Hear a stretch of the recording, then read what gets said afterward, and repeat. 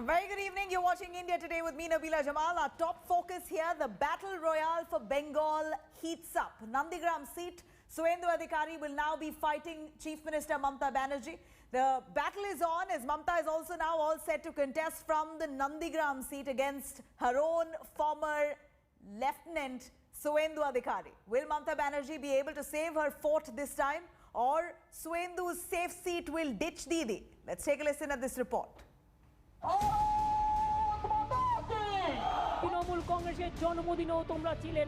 The battle is on. BJP says Khela hobe in Nandigram as it announces Suvendu Adhikari's name to take on his former boss and Bengal Chief Minister Mamata Banerjee in his stronghold. This comes just a day after Mamata did the same. Nandigram से श्री सुवेंदु अधिकारी जो पहले TMC सरकार में मंत्री भी थे, वो वहां से नंदीग्राम से चुनाव लड़ेंगे। पार्टी ने उनको प्रत्याशी बनाया है। আমি নন্দীগ্রামেই লড়ছি। আমি যখন কথা দিই কথা রাখি। এত সহজ নয়। The battle for Nandigram will be key to who wins the war in Bengal. খেলা হবে, দেখা হবে, জেতা হবে। ঠিক আছে? খেলেंगे, लड़ेंगे, जीतेंगे। Washing powder Bhajpa. Mamata has left her safe seat of Bhawanipur to test her popularity in a place from where the TMC began its journey to power. After a gap of 14 years, Didi is once again seeking Nandigram support, but this time there's much more at stake. It's a fight for political ego as well. It's a prestige battle. Nandigram is seen as Shubhendu's stronghold. He is credited with scripting Mamata and the TMC's political victories from here. A popular leader, he won the seat with 60% of the votes in 2016. And Mamata's former aide sounded confident of repeating his success in the BJP. আমি নন্দীগ্রামে মমতা বন্দ্যোপাধ্যায়কে হারাবো। আপনারা নিশ্চিত থাকুন, হারাবো আমি। A claim he had made earlier as well. Half lakh ভোটে যদি মাননীয়াকে হারাতে না পারি, আমি রাজনীতি ছেড়ে দেব। আমি রাজনীতি ছেড়ে দেব। Mamata will be filing her nomination on the 10th of March on the eve of Mahashivratri. But TMC began preparing for the mega contest much in advance. A house has already been identified, which Mamata will use as a base when in Nandigram. Now, this particular house, we just give you a little tour. The walls have been painted. This is the living room. A small meeting area has been done over here so that she can speak and conduct her meetings. Didi's images loom large over Nandigram in wall graffitis and hoardings. But will Nandigram abandon its favorite beta for Bengal ki beti? The jury is still out on that, but the game is now truly on. With Suryagni Roy in Nandigram, Bureau Report, India Today. All right, let me cut across to our panelists. Joining us, Shishir Bajoria, BJP spokesperson, Dr. Shashi Panja, TMC spokesperson and Bengal minister. I'd like to ask Dr. Shashi Panja, here's the BJP pitting Suvendu Adhikari against your Chief Minister Mamata Banerjee. It's with conviction that Suvendu says 200% he's going to ensure Mamata Banerjee's loss. Well, actually, to put it very simply, for him the seat was safe when Mamata Banerjee was around with him. Now the seat is unsafe for him because Mamata Banerjee is not with him. Well, he says that he is the one who ensured Mamata Banerjee's victory. He rallied with Mamata in 2007 to garner that kind of vote base for the TMC while they revolted against the left government on corruption at that point of time. Nabila ji, in your small intro that you gave, you actually mentioned about the Nandigram, your reporter mentioned about the Nandigram agitation which was spearheaded by Mamata Banerjee. So she is the face of the Andolan which did the turnaround in Bengal.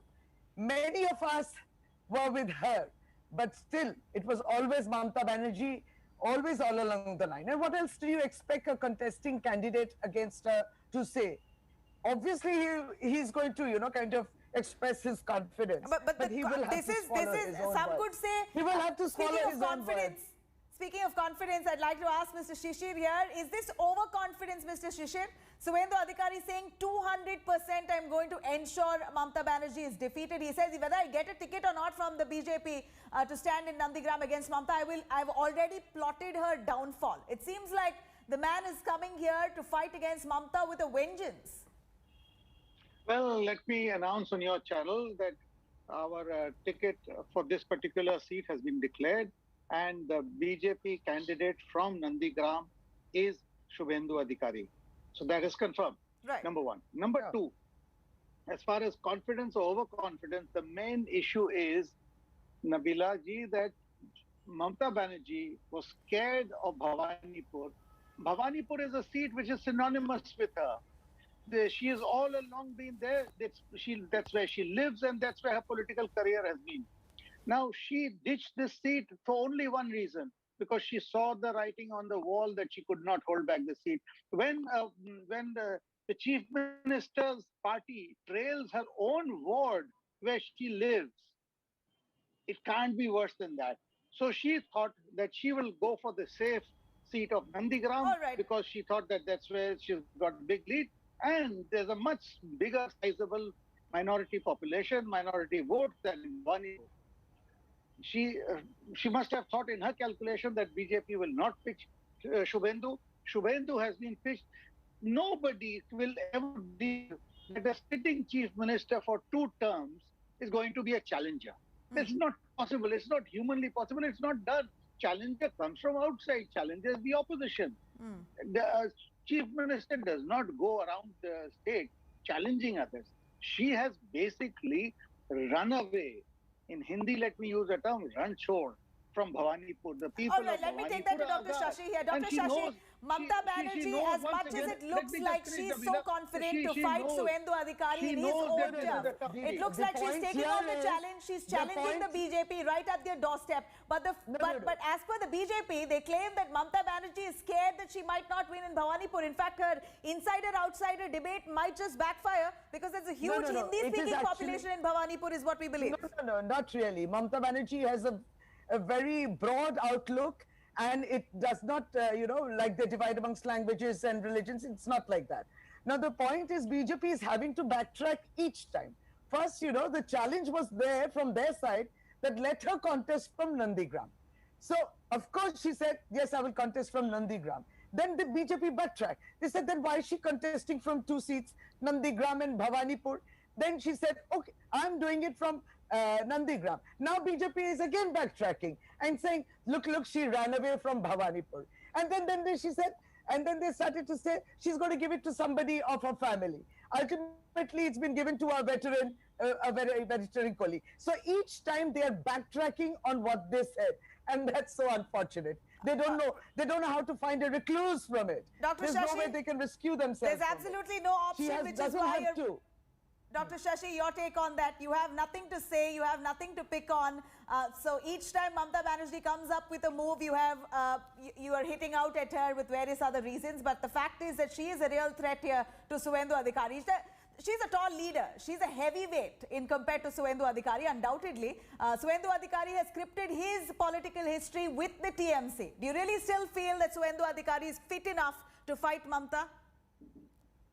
Nabila ji, you were asking me or Shashi ji? You, sir. Okay. So, as far as I'm concerned, it's very clear. What Shashi ji says, I was very, very intently hearing her. So, it is a fact, if what Shashi ji says, she's admitting that Mamata Banerjee was dancing to the tune of BJP. Excellent.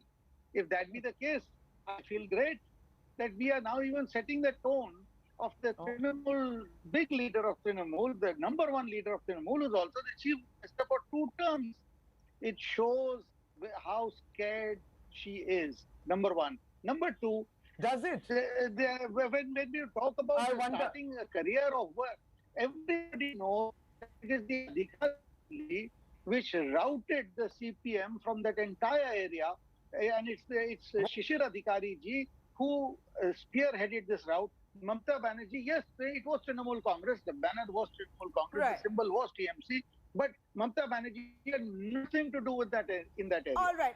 Dr. No, no, Shashi, no. Dr. Shashi, would you believe that all the focus of the TMC is right now pinned on the Nandigram seat? You're so focused in ensuring Mamata Banerjee's victory here that you might just lose focus in the remaining 294 assembly constituencies, 293. Not at all. Trinamool Congress is the first party to release its full list of candidates. 291 plus 3 is for the allies. 2, if BJP is so confident, why did they come out with the partial list? They came out with a partial list. If you were so confident about Suvendu, then why were you dilly-dallying? You should have announced much earlier. Ultimately, you came out with a partial list only. Then why did you come out with a full list? Then we would have understood you were trying to finalize the rest of the seats. That's why you did not declare Suvendu for Nandigram earlier. But ultimately, you came out with a partial list. It's they who lack the confidence, and obviously so. And obviously so, they lack the confidence. And sorry to say, we do not dance to your tune. We dance. Do we dance? We work for the Mamati Manush. You cannot disclaim that even once. Yeah, it makes you laugh because you don't actually look after the Mamati Manush of India. India, Mamati Manush is looking after the central government. It is only a story of deprivation. You should be ashamed of yourself that the farmers are now leaving Delhi and they are going to go to the 5 states and go to campaign no BJP. Imagine the Kisans. The Kisans are going to leave Delhi border and they're going to go to these 5 states to say no to BJP, no vote for BJP. You should be ashamed of yourself. Kisan, you have not looked after the Janata. You have not looked after the Kisans of the country. What are you talking about Nandigram seat? Madam, it is your party. Mamata Banerjee is the candidate in 294 seats. Of your chief and minister, you which have to has travel deprived your candidate lakhs list of, outside to Delhi, and from Delhi, the man who is announcing can barely announce the name of the constituencies. So nobody, there's no local leadership. Everything is imported out and then exported from outside. Just look at it. They have meetings in Panch-Tara Hotel. 5-star hotels, they have meeting in Calcutta, and the list travels by plane to New Delhi. So you have again Gujarat and the Bahiragatos, outsiders to decide. Go on, Amazing. Mr. Shishir, I'd like to ask you a question here. We're looking at the BJP still not declaring a chief ministerial face. Is Suvendu Adhikari going to be a chief ministerial face? In case he wins here, it's going to be a big feat for the BJP. Are you playing it safe by not declaring the remaining candidates in this assembly elections? Just 57 that you've presented. What's really the worry? TMC has already given out its list. Are you waiting for defections? You have seen elections throughout the country. When has BJP declared a chief ministerial face in any state election, except if there's a sitting chief minister? Never. Was Raghubar Das ji our face? Was Madan Lal Khattar our face? Was Devendra Fadnavis our face? Was Sarwan Sonowal our face? Was Biplab Deva our face? No, we do not declare. That is why we are not. One man, one nation. On this question, one man. Yes, we have a very tall leader. And you talk about dynastic politics. And you talk about dynastic politics. Madam, Dr. Shashi, the one man that you speak about seems to have worked in many other states, including Bihar. Prime Minister Narendra Modi's slogan of double engine Sarkar seemed to have resonated with the people of Bihar. It worked. Oh, we know what happened in Bihar in the dead of night. It worked. Yes. We won in the dead of night. Yes, they are still challenging the EVMs. Nabila ji, can I complete my sentence? Go on, Mr. Bajoria. Dr. Shashi Pandya hold her horses? No. Yeah. Can Dr. Shashi Pandya be a little patient? Go on, Mr. Now, Bajoria. here the thing is, where she talks about dynasty, there is a aunt and there is a nephew. In Bangla, what we say, there's a Pishi, there's a Bhaipo. We don't have any Pishi and Bhaipo. We are not only the largest party in the country with the highest number of elected representatives in the country, we are the largest political party in the world. Obviously, we have a far bigger resource base and it will come from all over, because it's the first time all will see a lotus blooming. 200 lotuses blooming for the first time. Dr. Shashi, over to you. And as far as the lotus blooms in mud. But look at the status of the party. Why did you say the largest party? You should say the richest party. Look at the richest Dr. Shashi, I have a question for you though. Dr. Shashi, this is good. It's very difficult for the TMC right now with Mamata. Dr. Shashi, a quick word. As I barely have any time left in this debate, a quick word, Dr. Shashi. A quick word. We're looking at the TMC putting all its focus on the Nandigram seat to ensure Mamata Banerjee's victory. Many of the TMC members right now, MLAs who are currently sitting in their constituencies have not been given tickets, and they have already, allegedly, as per the BJP, have approached the BJP saying that they want to join the party. How are you going to handle that kind of defection, if at all, even if the TMC comes to power? It is the prerogative of the party to decide who will be the candidates. In our party, we are not above the party as a candidate. The party is above, and that's the principle and the discipline we maintain. Or is that the reason why BJP came out with a partial list? Are you waiting for defections? So you actually don't have candidates? You don't have a chief ministerial candidate. You don't have candidates. All right, Dr. Shashi, a final question to you. Hypothetically, Mamata Banerjee does not win the Nandigram seat. Does that mean she's not going to be the chief ministerial face if at all TMC otherwise does well and comes to power? And then who is? There is no hypothesis. Mamata Banerjee, you should be at the ground, you know. Nabila ji, you will understand. We have all our inputs coming in with our finest of reporters on ground, ma'am. Absolutely. And that's exactly what I'm saying, that Nandigram will be the place where they will catapult the hat-trick victory of Mamata Banerjee, and that's why Nandigram is all geared up. The Nandigram all right. I'll take a last word, Mr. Bajoria. Go on. The very point which you said, the hypothetical question, I congratulate your field reporters who have given you this feedback that you could form this question. And let me ask one question to my honorable opponent, Dr. Shashi Panja. I picked up a news in the media today. I do not stand by, but I'm asking you a question because it's a TMC news. A very, very tall leader of yours. He's a minister in your government. He's also a so-called administrator in, this communities. He's had a withdraw in his own house.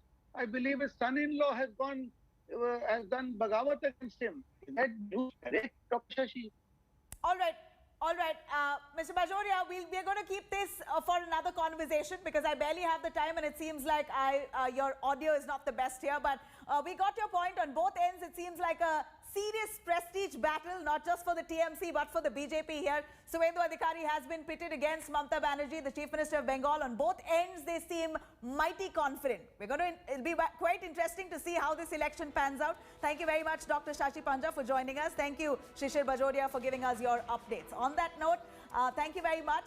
West Bengal elections in 8 phases. That begins on the 27th of March. We're going to continue tracking that and bringing you all the updates. Thank you for watching.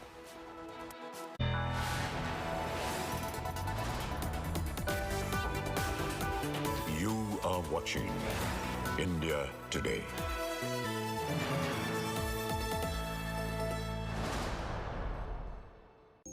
India Today Conclave South 2021, March 12th and 13th in Chennai. Listen to JP Nadda, Edapadi K. Palaniswamy, Pinnarai Vijayan, MK Stalin, Nirmala Sitharaman, S. Jaishankar, P. Chidambaram, Sadhguru, Kamal Hassan, Arif Mohammad Khan, V. Narayanasamy, Kanimuri Karunanidhi, Shashi Tharoor.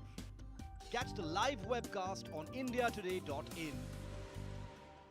चटपटा prime time खबरचार मसाला prime time आ जाओ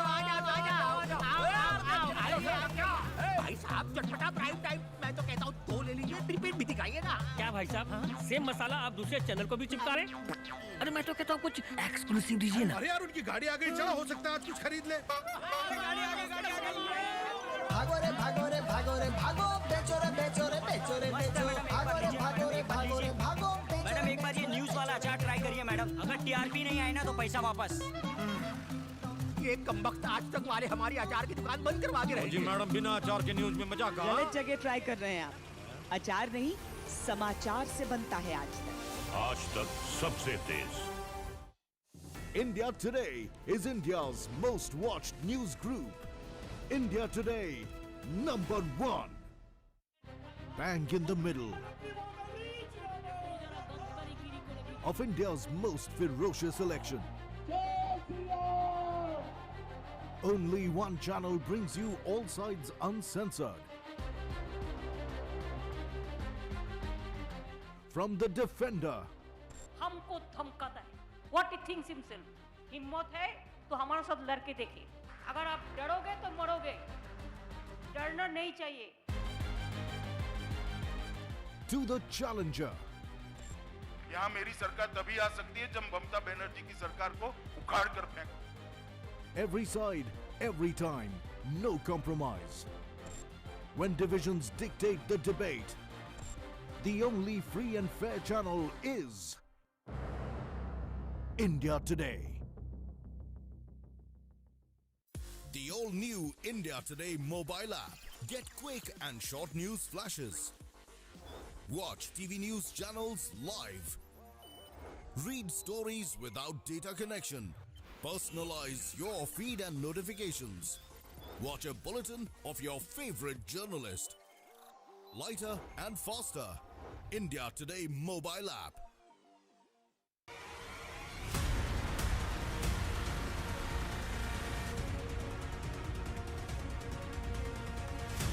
At the India Today Media Institute, we believe in training students in independent and critical thinking so they improve their ability to analyze the world around them. The training provided at the ITMI is rigorous and multimedia with the view of providing top-notch media professionals. Register now at www.indiatodaymediainstitute.in. For more news and updates, log on to indiatoday.in and download the India Today app now.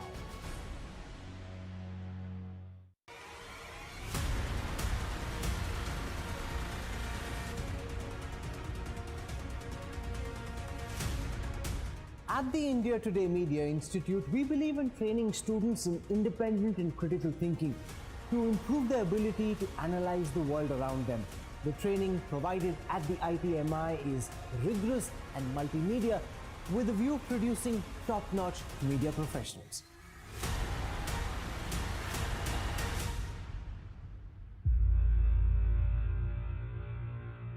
For more news and updates, log on to indiatoday.in or download our app now. The all-new India Today mobile app. Get quick and short news flashes. Watch TV news channels live. Read stories without data connection. Personalize your feed and notifications. Watch a bulletin of your favorite journalist. Lighter and faster. India Today mobile app. For more news and updates, log on to indiatoday.in and download the India Today app now. For more news and updates, log on to indiatoday.in or download our app now. You are watching India Today. You are watching India Today.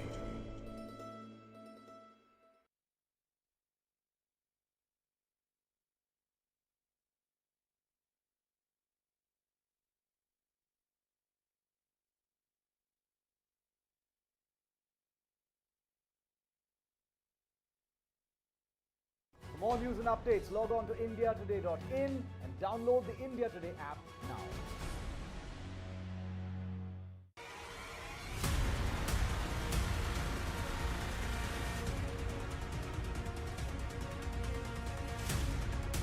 At the India Today Media Institute, we believe in training students in independent and critical thinking to improve their ability to analyze the world around them.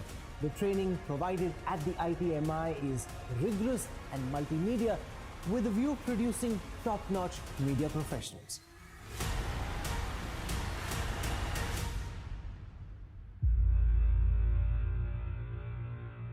For more news and updates, log on to indiatoday.in or download our app now. Bang in the middle of India's most ferocious election. Only one channel brings you all sides uncensored. from the defender. हमको धमकाता है. What he thinks himself. हिम्मत है तो हमारे साथ लड़के देखिए. अगर आप डरोगे तो मरोगे. डरना नहीं चाहिए. To the challenger. यहाँ मेरी सरकार तभी आ सकती है जब ममता बनर्जी की सरकार को उखाड़ कर फेंको. Every side, every time, no compromise.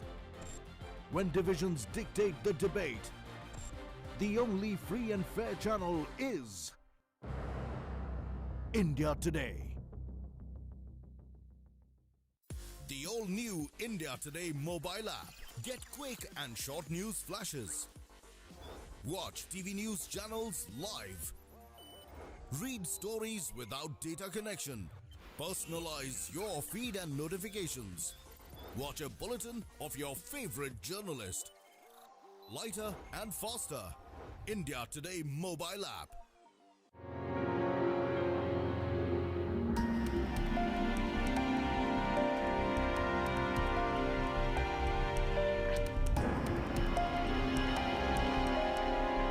People have written in with their queries on the vaccination drive, which is why we are going to today at the top have all the FAQs answered by two of the country's top doctors, Dr. Rajdeep, Director, All India Institute of Medical Sciences, someone who's part of this COVID task force. As always, a pleasure having you, sir. And Dr. Hemant Thakkar, Mumbai's leading physician, is also joining us. I want to come to you, Dr. Guleria, first, because as you saw in our story, one of the concerns is overcrowding.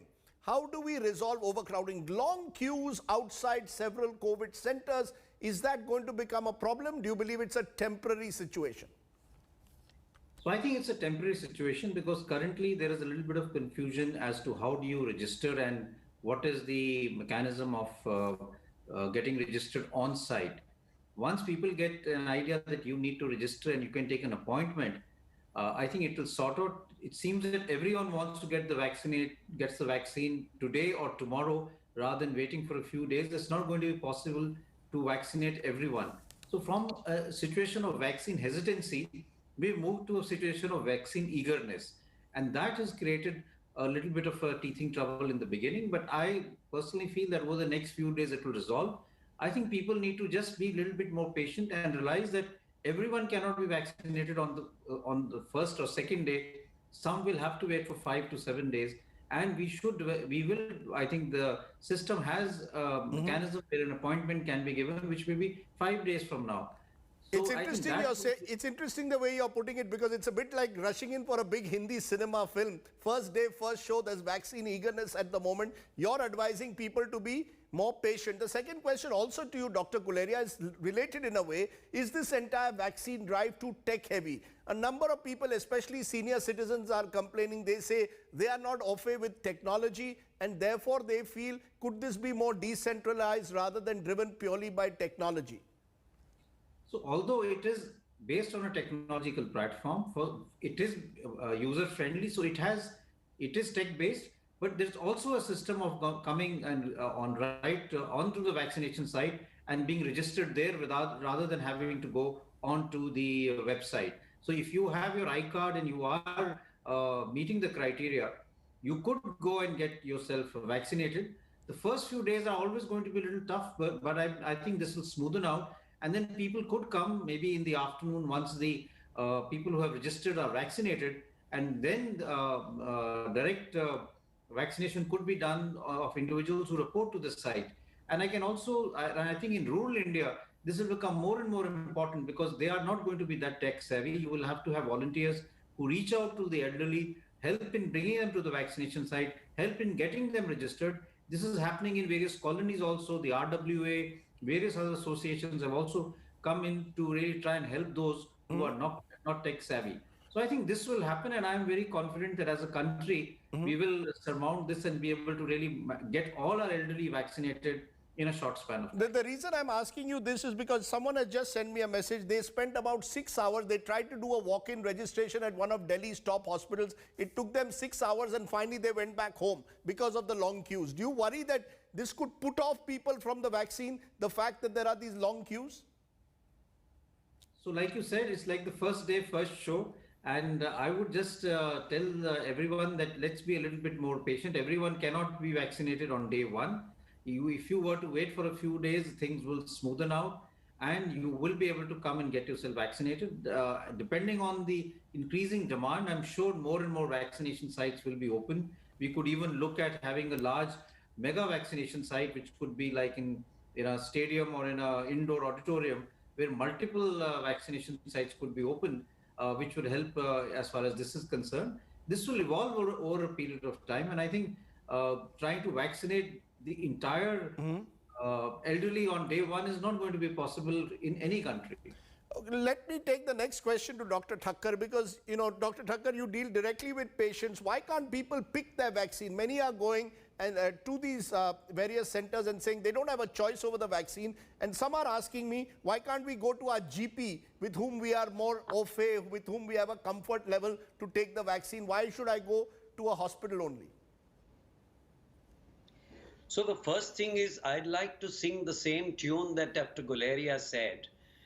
This Rajnikant starer is not going to shut down after 7 days, and neither is Rajnikant retiring. You've waited for so many months, there's no need for you to make a beeline.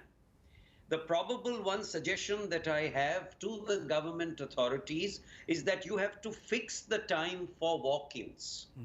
I cannot go to the passport office for a walk-in passport. I cannot go and file my tax documents except online. So you have a fixed time for walk-ins, and the registration desk at the center should allow the relative of the elderly patient to make an appointment for the walk-in, if not that day, a little later. Which brings me to your question. Just because my favorite GP round the corner is not inoculating, or my private hospital where I always go to is not inoculating, doesn't mean you can't go to one of the mega centers. Right. As a doctor, I took mine at a municipal center where the service was exemplary. The reason why probably GPs should not vaccinate to begin with is the rare chance of an anaphylactic reaction. After inoculation, hospital authorities would like you to wait for half an hour. In that half an hour, they are fully prepared for any reaction of any sort. Right. So the question doesn't arise of going to a private GP. Okay. Private center, yes, if the center is approved after due inspection by the authorities about utilizing it. Now, your other question about the buffet table. You have both the vaccines on the table. They are both desserts. Whether you take one or the other depends on availability. Remember, what you need is a good 70-odd% protection. What does it matter whether you get it from Covaxin or Covishield? You're not looking for a numerical boost. Remember, chickenpox vaccine we've all lived with gives about 65-70-odd%, but it is successful. Suffice to know that your aged immune system is getting a good nudge by any vaccine to prod the immune system to produce antibodies so that perchance if you get the infection is tamed, the infection is tempered, and you don't need hospitalization. Doctor, I just want to quickly get a comment from you, Dr. Thakkar, as a link to that, because the next question that viewers have asked, does one vaccine cause more reaction than the other? What has been your experience on the ground? I am happy to say that neither of the two Indian vaccines have we got any report of severe adverse effects. Like we had a thunder from the Scandinavian countries about Pfizer, which has now settled down. Across the world, across the country, neither Covaxin nor Covishield has had any exemplarily odd reaction except the routine expected reaction like fever, chills, joint pains, etc. Okay. So I would say take what you get. A bird in hand is better than two in the bush. What you get now, you must take now. Okay, I'm going to ask you all to give me shorter answers because we've got so many questions. Dr. Guleria, this is an important question. Should those who've recovered from COVID take the vaccines? A lot of people are asking, if they've recovered from COVID, should they still take the vaccine? What's your advice, doctor? Yes, I think you should still take the vaccine for 2 or 3 reasons. There are many people who have a mild infection and they do get some protection with the immunity and antibodies developing, but they tend to wane quickly, and therefore you do need to have vaccine as a protection or as a booster phenomena so that your antibodies continue to stay high. So if you've had COVID in the past and it's been 4 to 6 weeks since you've recovered, I would strongly suggest that you take your vaccine because it will give you added protection. And we know that a large number of people have mild infection or are asymptomatic. And there is some data that their antibody response is not that strong. Therefore, everyone should really come forward and take the vaccine. Dr. Thakkar, will children be safer once elders are vaccinated is the next question. It's an interesting one because the focus is on the senior citizens, but many senior citizens, grandparents live with their children. Will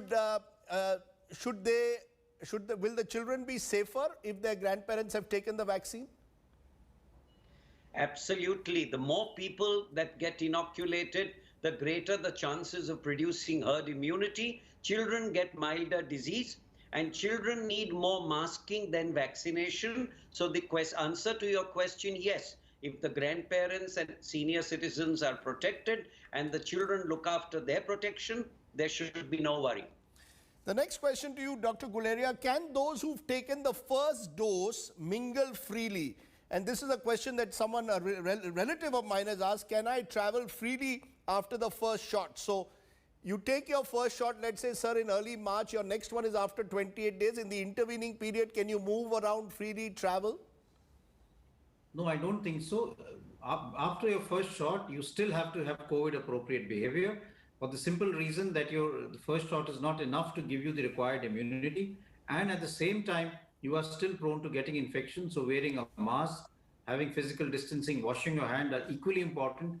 And I'll go on to say that even after your second shot, and when 14 days after your second shot, when you have a good immune response, COVID-appropriate behavior will still be there, not only for yourself, but to protect your family members, because you may be protected from getting severe illness, but you can still get a mild illness or be asymptomatic and have COVID infection, and you can give the infection to others who have not been vaccinated in your immediate surrounding areas. So therefore, even if you've got yourself vaccinated, COVID-appropriate behavior is there to stay for quite some time. Dr. Thakkar, is there a category which shouldn't take the shots? UK and US have advised some people not to take the vaccines. Is there a category of people who you would say don't take the vaccine? I have a friend who has just said if a person has severe allergic reaction to all analgesic drugs, swelling of eyes, breathlessness, is it safe to take the vaccine? No, the category which I would like to exclude is anyone who has had an adverse reaction to vaccines in the past because of the vaccination content in itself, the diluent content. But if you're allergic to, say, NSAIDs or analgesics, there is no real contraindication for vaccine. But remember, if you go to a large center, if you have allergy to, say, sulfur drugs or allergy to analgesics, you can take the vaccine and stay there for the given 30 or 60 minutes to see that the anaphylaxis doesn't occur. But the absolute contraindication is allergy to any previous vaccine only. Okay. The next question is an important one, Dr. Guleria again. How long does the protection last? Many people are asking, is this something, will they have to take a vaccine every year according to you? Or is this a protection for just a few months, sir? So that's a tough question because we don't have follow-up data for many months as far as the vaccination is concerned. Remember, the vaccines have been around only for around 2 to 3 months, and therefore we need a more detailed follow-up data of a large number of people. Based on modeling studies and what we know, vaccines will definitely give you protection for at least 8 months to 1 year. It could be even longer as we go along. A lot depends on multiple factors, including how the virus mutates and what type of variants develop and how they sort of change as far as the vaccine is concerned, whether they develop a vaccine sort of escape phenomena or an immune escape phenomena. But the vaccines will give you protection for at least 8 months to 1 year. And after that, depending on how things evolve, we may need to have an annual vaccine as we have for influenza, that we have an annual vaccine as far as influenza virus is concerned. Okay, that's an important answer that you're giving, and I want to link that to you, Dr. Guleria, again, because you are involved with the COVID task force. Why is diabetes on its own not listed as a comorbidity? A lot of Indians suffer from diabetes, and they're saying, why can't I take the vaccine? Why is it not listed on its own? Why do you need diabetes with other ailments before you can take the vaccine now? So diabetes is listed, but diabetes which is really requiring insulin or your diabetic control is not bad. You could be a diabetic who is only on diet modification, and therefore that is not a very high risk factor. And therefore, when you are trying to be more precise, I think diabetes is included as a standalone risk factor as long as it's a significant diabetes for a number of years. You're on insulin or you're on multiple drugs to control diabetes. But there are diabetics who have a very mild rise in blood sugar, which is well controlled with just diet modification. They get excluded in the first priority list because we need to balance the number of doses available to the number of people we need to vaccinate. Can, Dr. Thakkar, can elders with breathing problems take the vaccine? A number of elders who have breathing problems, should they have no problem taking the vaccine? I'm assuming the breathing problem is either because of lung or heart. Yes, there is no problem as long as there are no active breathing problem ongoing. A patient with active bronchial asthma or in heart failure cannot take it. But a person who is used to some degree of breathlessness and is well stabilized must go either on his wheelchair or however and take the shot, and must stay there for the required 30 to 60 minutes, but not a contraindication. Dr. Guleria, why is the list of comorbidities limited? People have high blood pressure, but according to the list, you need high blood pressure along with other ailments again. So is it because you wanted to restrict it to those who you felt were prioritized in this particular phase? Exactly. So if you were to look at the absolute number of people who had even, let's say, mild, well-controlled hypertension or well-controlled diabetes, then your numbers will become really large, and that would really create a problem that you may have those who actually need to be vaccinated getting left out, and those with milder disease getting vaccinated first.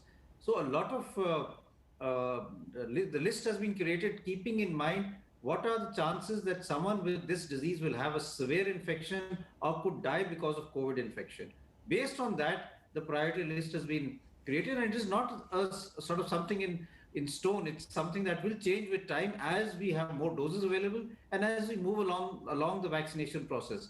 So this is, as we've started with, let's say, people over the age of 60, and then we'll bring it down to over the age of 50. Similarly, the list will expand over a period of time once we're able to cover the top priority group, and then we are able to bring it down to some extent. So basically you're saying be patient again.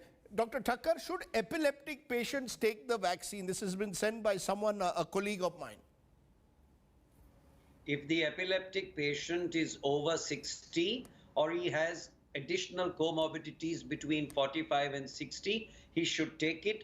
Prima facie, epilepsy alone, like in a 30-year-old man, is not an absolute indication, but epilepsy is not a contraindication at all. Will the vaccine drive at some stage become door-to-door? Daljit is asking on social media, Dr. Guleria. Will at some stage it become door-to-door? I don't think it will become door-to-door because of the fact that we need to observe people, and we do know that there can be some side effects, including anaphylaxis, as was mentioned. Therefore, you may have vaccines which, once you have, let's say, a good amount of supply and the demand is less, it may be available off the shelf, and you could then get it at the local dispensary or at the GP at that point in time, once we have enough data to show that it's safe and the chances of anaphylaxis are very, very low. So could that be about 6 months from now, doctor? That depends on the number of doses that we would have at that given point in time, and we may have more than one vaccine available. In 6 months from now, we may have maybe 4 or 5 vaccines that we could choose from, and if we have enough doses, then one could have the luxury of choice and of being able to take it at a nearby center. Dr. Thakkar, this is someone who's just sent me a question again. My mother is 65, had an allergic reaction to sulfur medicine. Is it safe for her to now take the vaccine? Absolutely. Sulfur medicine, like I answered before also, sulfur or penicillin, there is no problem. Just that after the vaccine, if the patient needs anything, as usual, do not take sulfur. But sulfur allergy is not a contraindication. She must take the vaccine. And Dr. Thakkar, another one for you. Can people on blood thinners take vaccine? For a person on blood thinners for the last 4 years is asking this question. And which vaccine should that person be taking? Is there a preference? Now, people don't understand the word blood thinners very well. The common meaning for blood thinners is what is commonly used as antiplatelet agents, which is aspirin and clopidogrel and things like that for heart, blood pressure, diabetes. Those are also blood thinners. And then there are the anticoagulants. So people on blood thinners like aspirin, etc., definitely take it. People on blood anticoagulants like heparin or certain oral drugs like warfarin, etc., they have to ask their treating doctor as to whether they should miss a dose or two or time the vaccine accordingly. But again, anticoagulation has to be weighed out and is not an absolute contraindication for vaccination. But such questions are tailor-made. They are not en masse. So I don't want to say yes to anticoagulants before I know the whole history, and their treating physician will be able to enlighten them. But again, I will add, anticoagulation is not an absolute contraindication. Dr. Thakkar, since you're a physician, answer this also. Can diabetics with uncontrolled sugar levels take the shots? Is it wise to take the vaccine now or wait for a fortnight? My question is, what were you doing for 8 months while the vaccine was being prepared? Why did you not control your sugar? So I agree. Go back to school, get your sugars, pull up your socks, come back after 15 days. Because you waited for your vaccine all this time and let your sugars go awry. So please, discipline yourself and come back after 15 days. Agreed. Okay. Dr. Guleria, you mentioned about other vaccines. Someone is asking, when can we expect other vaccines to be approved? I presume they're referring to Pfizer, Moderna, possibly other vaccines out there. Will that not increase supply, and will that eventually lead in even those below 18 getting the vaccine at some stage, doctor?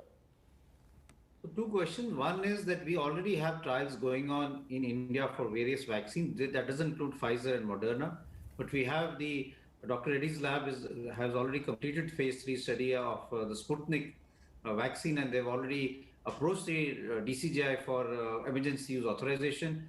Cadila is also having a DNA vaccine, which is also in phase 3 trial. So these two would be the ones which seem to be would be available in India at an early stage. Pfizer and Moderna have to apply for regulatory approval and have to go through the standard protocol of doing a bridging study to show that in the Indian population these vaccines are safe, and then logistics has to be worked out. So that is something that needs to be done. But it may be possible a few months down the line that they apply for this, or Johnson & Johnson does that. So things are bright, but in the near future, I think these two, that is Dr. Reddy's laboratory and Dr. Cadela's lab, will be able to get it. As far as younger than 18 is concerned, yes, there are now trials being done even for the Bharat Biotech vaccine. And I'm quite confident that in the next few weeks or coming months, we will be able to vaccinate a large number of younger age group people, because these vaccines are basically safe. We just need more data to reassure ourselves that safety and efficacy is also there at the younger age group. You know, because the fear, doctor, which is being expressed, and this is a question that has just come in, Dr. Guleria, fears of vaccines reaching the expiry date, are they valid? Will vaccines get wasted if they aren't given speedily enough? No, I don't think so. This has already been looked at by the government, and they are very clear that the number of doses that are currently available will actually be used up much before the expiry date, and then they will have to have a constant supply of newer deliveries occurring from the manufacturers as we go over the next few months, because this has to be a continuous process. Right. So that is, its expiry will not be an issue in the coming few months at least, or for this year at least. Dr. Thakkar, a parent is asking, my child has spinal muscular atrophy. Can she take the vaccine? Is it safe for them to take the vaccine? Yes. Spinomuscular atrophy is not a contraindication, and when the child's turn comes, the child must take the vaccine. Linked to that, I am on Folitrax 10 weekly for arthritis, Dr. Thakkar. Can I take the vaccine, is a question being asked. So if you're on Folitrax, I need to know what indication you are on for it. But having said that, you must consult your rheumatologist or physician, and he or she will explain to you how your response to the vaccine could be slow or maybe could miss a dose, and then plan it. But again, people who are taking Folitrax, there is no contraindication for the vaccine. Dr. Thakkar also asked to you, can a cardiac patient with a stent take a vaccine, or someone who has just had a bypass surgery? Absolutely. A cardiac patient with a stent can take the vaccine, and even the bypass patient can take the vaccine. The rider always is, don't take what I have said straight away at face value. Just go back and check with your physician, because I may not know the whole story of what else you have. But prima facie, stented people and bypassed people must take it, can take it, and should take it. Dr. Guleria, you answered this question. Will we have to take vaccines every year? I think you suggested you may have to. Am I correct? That's paraphrasing what you said, because that's a question asked. But linked to that, someone is asking, is the second jab necessary? After the first jab, is it absolutely necessary for me to take the second dose, Dr. Guleria? Yes, it is, because when we start looking at the vaccine, the first jab is what we call the prime jab, which is the primer, and the second jab is the booster one. So unless you get your booster, your antibody response is not going to be that high, and it will tend to wane very quickly. So you have for the first injection or the vaccine is actually to prime your system, prime your immune response, and then when you take the second jab, it really gives a boost, and your neutralizing antibodies, your T cells and your memory cell get stimulated enough so that it's long lasting and more sustainable. So linked to that, Dr. Guleria, my friend Mr. Ganpati is asking, the popular recommended gap between two shots is 8 weeks. Will I miss mine if I duck the prescribed 28 days? Do I have to take it in 28 days, or can I sort of spread it over, say, 8 weeks? Is that the maximum? So the minimum is actually 28 days. It can be done up to 6 weeks, and and if it is for some reason that you can't come, let's say on the 28th or 29th or 30th day, you could even take it later. But it's important that you take it. The current approval in our country is up to 6 weeks. There is some data that for some vaccines you may even delay it up to 8 to 12 weeks. But we need more data from the vaccines being used in India and globally to be able to say that this is something that we need to do as a policy decision. But it is remarkable the number of people. It is remarkable the number of concerns people have. Someone says, my one kidney has been removed. Am I safe for this vaccine, Dr. Thakkar? Absolutely. In fact, because you have a single kidney, you have a comorbidity, you must take the vaccine. And I'm also being asked by Diana Edulji, the cricketer, should thalassemia patients take the vaccine, doctor? Absolutely. With the cricket bat in your hand, you can go and score that century which you have done. Take the vaccine. One final question, Dr. Guleria and Dr. Thakkar. You first, Dr. Guleria. It's an interesting question. Is the consumption of alcohol allowed after the jab, or should I be a little careful between the two jabs? So this is something that a lot of people ask. Alcohol per se should be avoided, but if you want to have a drink or two after having the jab, after 2 or 3 days after the jab, it's not an absolute contraindication, but one should be careful, and I don't think you should really overdo it. Okay, final word to you, Dr. Thakkar. Also, do you believe, therefore, that all these apprehensions, there are a lot of concerns. People should they just go out and take the vaccine, end the vaccine hesitancy, and as Dr. Guleria put it, let the eagerness be matched by patience, you'll get your turn. I think, Rajdeep, your show today has put the vaccine hangama to rest. This is a routine vaccine which everybody has been used to, like other vaccines in the past. There's nothing extra special about this, just that the halo of COVID has blown it out of proportion. As your turn comes, as your app clicks, please go there. Don't stand in lines. Okay. Whether you get it today or you get it after 10 days, go and take the shot. And don't think that the mountain will come back to Muhammad as far as you're getting the vaccine at home. Right. You have to go and get it. I only meant it semantically in English without any other reference, that go out and take your vaccine when your turn comes. You know, I just have to ask this at the end. A friend of mine, again, a colleague asking, either of you can take this. Sir, my grandfather is 97 years old and a heart patient. Is it safer for him to go to the hospital for a vaccine or keep him at home unvaccinated? Dr. Guleria, should he stay at home or get vaccinated, even if you're 97? No, he should go and get himself vaccinated. He is in the high risk group, and he has if he gets COVID, he has a high chance of getting severe infection. And now with our cases less, and it's not that you're going to a COVID ward to get your vaccination. The vaccination sites are quite separate from the COVID area, and therefore he should go and get himself vaccinated. It's very, very important.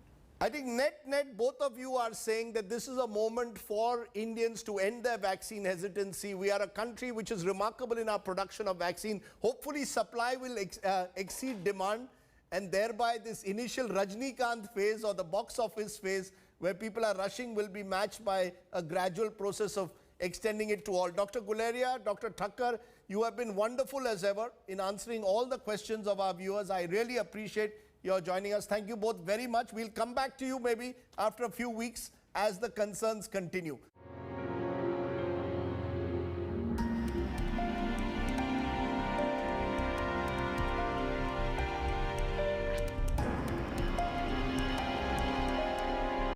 India Today Conclave South 2021, March 12th and 13th in Chennai. Listen to JP Nadda, Edapadi K. Palaniswamy, Pinnarai Vijayan, M.K. Stalin, Nirmala Sitharaman, S. Jaishankar, P. Chidambaram, Sadhguru, Kamal Hassan, Arif Mohammad Khan, V. Narayansamy, Kanimuri Karunanidhi, Shashi Tharoor. Catch the live webcast on indiatoday.in. चटपटा prime time खबरचार मसाला prime time आ जाओ भाई साहब चटपटा prime time मैं तो कहता हूँ 2 ले लीजिए प्रीपेड भी दिखाइए ना क्या भाई साहब सेम मसाला आप दूसरे चैनल को भी चिपका रहे अरे मैं तो कहता हूँ कुछ एक्सक्लूसिव दीजिए ना अरे यार उनकी गाड़ी आ गई चलो हो सकता है आज कुछ खरीद ले भागो रे भागो रे भागो रे भागो बेचो रे बेचो रे बेचो रे बेचो भागो रे भागो रे भागो रे भागो